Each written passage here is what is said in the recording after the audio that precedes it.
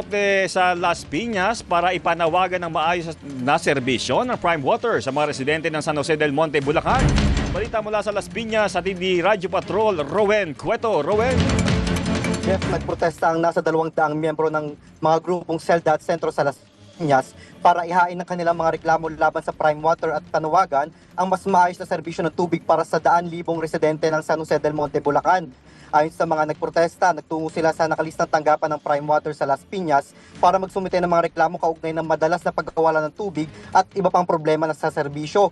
Pero pagdating sa lugar, sabi umano ng tauhan ng gusali na ilang taon nang wala roon. Pwede kasing daan. Sumugod sa harap ng Regional Trial Court, Branch 253 sa Las Piñas kung saan kinwestiyon nila ang kaso na isinampa ng Prime Water laban sa lokal na pamahalaan ng San Jose del Monte na nagsasagawa ng serbisyo ng tubig lang sa lungsod. Ayon kay Jonathan Chua, miyembro ng grupong SELDA, hindi dapat mabaliwala ang hinaing ng mga residente na matagal na nakararanas ng problema ng serbisyo ng tubig.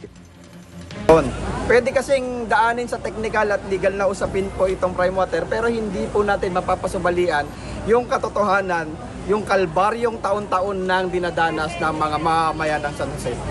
Sir, sorry.